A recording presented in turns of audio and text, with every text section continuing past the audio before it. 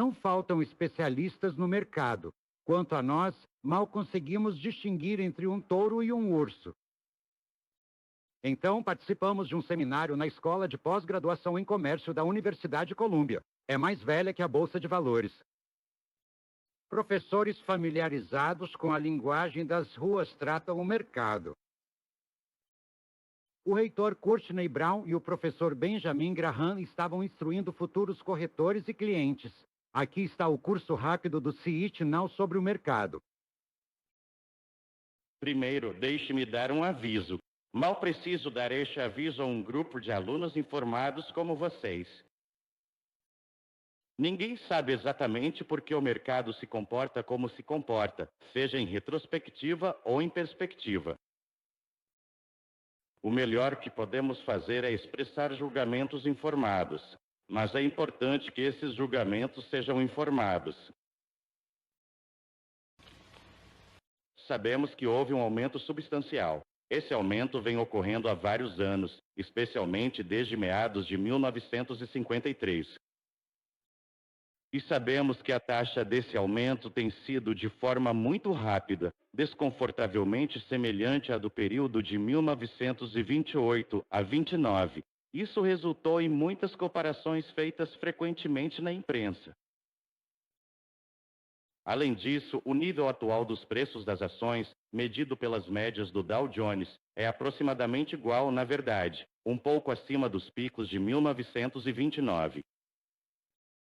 Várias explicações foram apresentadas sobre a alta do mercado de ações que sugerem que isso pode refletir um retorno às condições inflacionárias. Isso não me parece muito convincente. Primeiro, porque não há evidências de inflação no comportamento dos preços das commodities, seja no atacado ou no varejo, e realmente não houve nos últimos 1 ano e meio.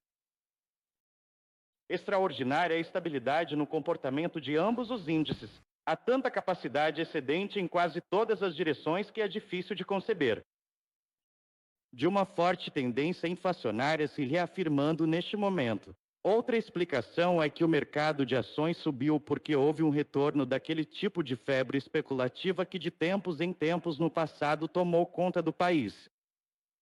O boom imobiliário na Flórida, o boom das ações de 1929, ocorreram na história desde as bolhas com tulipas na Holanda.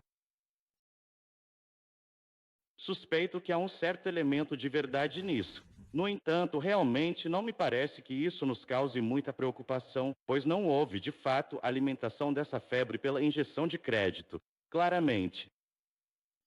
Acho importante observarmos que a quantidade de empréstimos de corretores, empréstimos feitos a corretores para o financiamento de títulos de seus clientes que foram comprados à margem, é, atualmente, inferior a aproximadamente $2 bilhões. Em 1929, ultrapassavam 8,5 bilhões de dólares. E agora há um volume maior de títulos na Bolsa de Valores.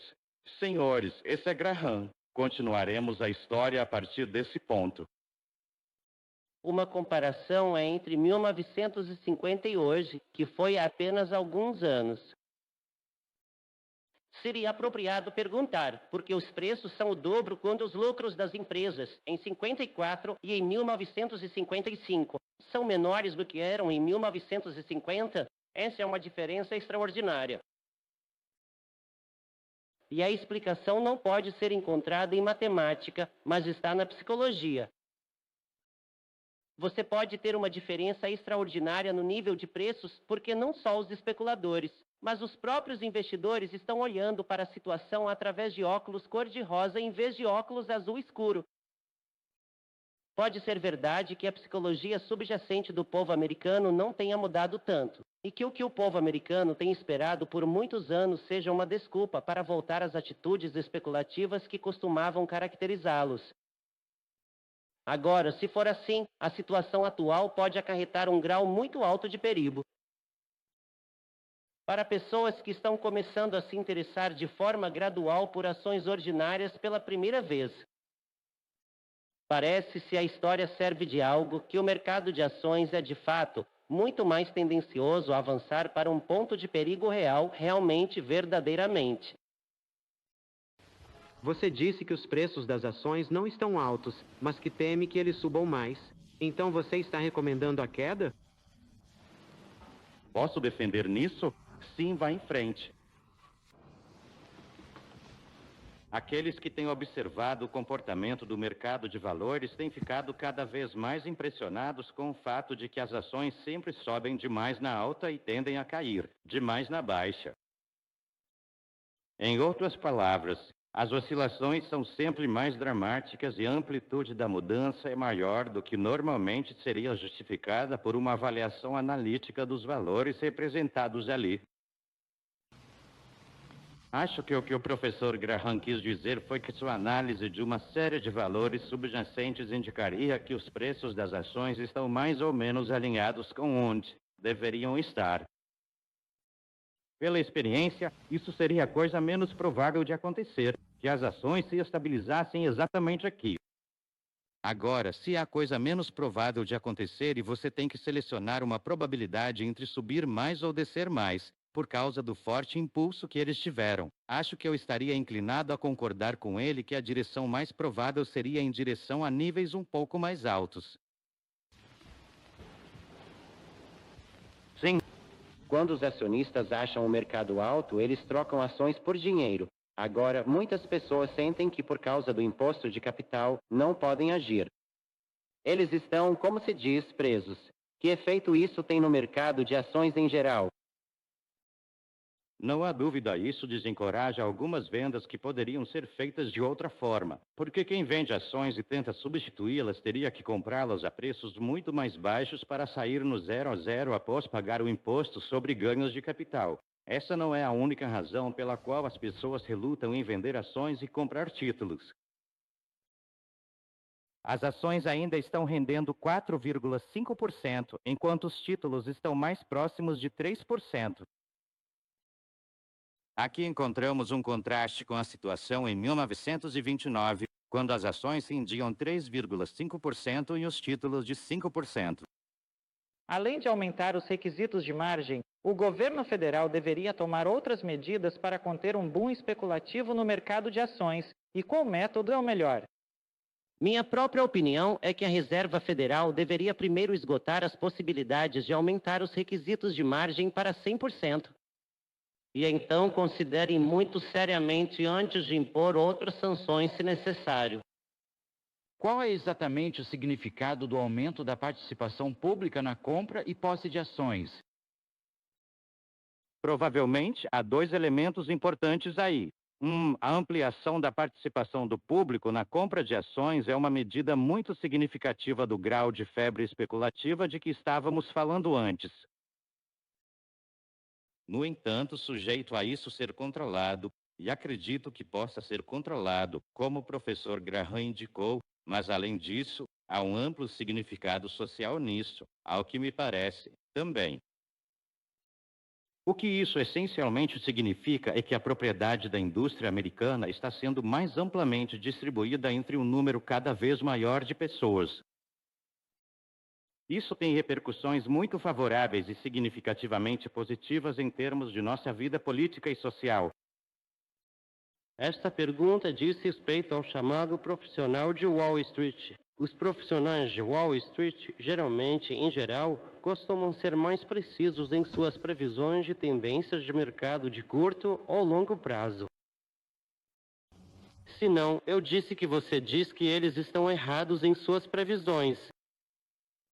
Digo, eles são mais precisos no curto prazo do que nas previsões de longo prazo.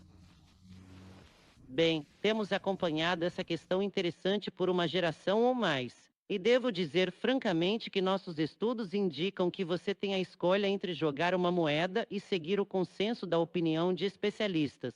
E os resultados são praticamente os mesmos em cada caso. Sua pergunta sobre por que eles não são mais confiáveis é muito boa e interessante.